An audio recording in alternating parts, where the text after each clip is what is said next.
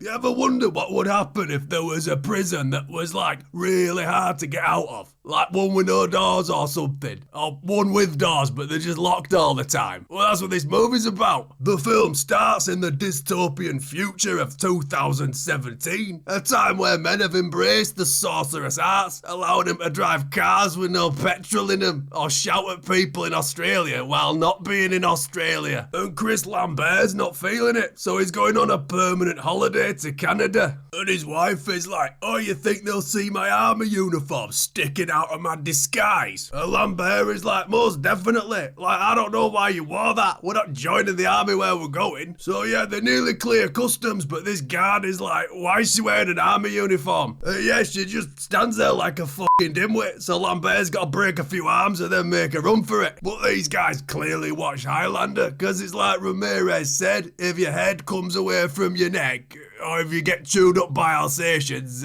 fucking game's over. So yeah, they capture him, and this one dog bites a big piece out of him like he's a fucking turkey leg, but he's fine. And then they send him to a super prison called the Fortress, which is mega high tech and underground in the middle of this desert, and costs billions of dollars, instead of, you know, just putting him in a stone building and locking all the doors. Anyway, they strip him down and this guy gets a good look. And apparently Red Foreman runs the jail. Then Lambear sticks his head in a hole in the wall and gets stuck. Pretty relatable stuff. Then they play him a little movie about how he's about to get face fucked by this machine. And he resists with all his strength for like 1 whole second. But he's like, fuck it, I'll try anything once. And it turns out those machines have put a devious seed inside Lambear that'll kill him if he crosses the red line. Then they throw him in a cell with 3 guys already in it, even though we just saw dozens of empty cells. But, you know, I guess the warden's just a bit of a prick. And they lock the doors with these lasers that'll slice you up. So this guy's like, oh, I know, I've got to sleep with my head directly under it. I hope no one shouts my name in the middle of the night. Speaking of, Lambear is dreaming about getting down and dirty with his lady, and Reddy's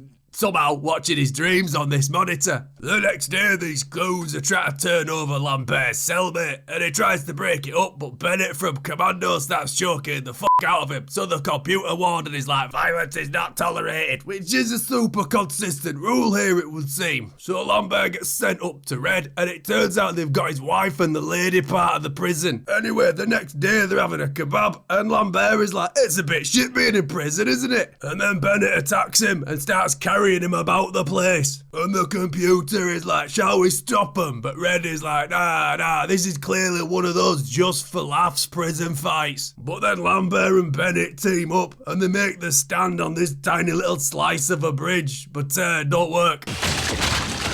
So obviously Lambear just goes rifling through this guy's guts immediately and pockets this device. And then they torture him with this fun ride. And yeah.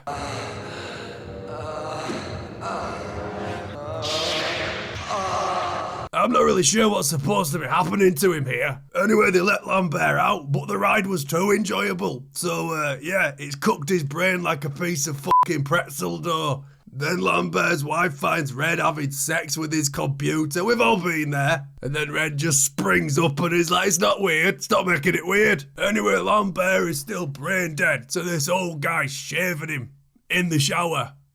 Yeah, but then Lambear's wife uses a dream laser on him that makes him, you know, not fucking mental anymore. So anyway, yeah, him and the boys plan a breakout, and they figure out that the bombs inside him are magnetic, so they get the bright idea to yank them out of each other, because yeah, the human digestive tract is a straight line from your mouth to your anus. Anyway, they fake a fight so they can make a break for it, and the plan to escape the underground prison is by going deeper underground until they hit the surface. And Lambear is like, look, nobody panic. They can't blow the bombs up inside us anymore with that weird laser because we took them out. So they just shoot them with normal guns instead. And the old dude tries to take Red on, but he chokes him like I used to choke Eric. Oh, and by the way, there's cyborgs in this prison too. But that soldier of the future is no match for these hungry men with shovels. So yeah, they rip his arm off and Lambear is like... and they go after Red and they capture him. But who would have guessed that the entire time Red was actually blue? And then they reprogrammed the lady computer warden to stop being a total bitch by uploading a totally sick early 2000s MTV computer virus. But after like a minute of just running about yelling, Lambear manages to find his wife in this massive underground compound. But he's like, let her go, and the guy's like, yeah, fuck it, take her, I don't care. Anyway, as it turns out, if you really just don't want to be there, they'll let you go. So yeah, they all escape and cross the border into Mexico, and then his wife has the baby in this shed. But the truck that they stole has a Stephen King ghost in it. But, Lambear figures out that haunted trucks don't like fire, so he makes it swerve into the shed and blow up because there was nothing important in there. Hey, good for you. You made it to the end of the video instead of doing something that actually matters. So while you're here, why not like and subscribe? Maybe leave a comment below. Or maybe just leave me the fuck alone.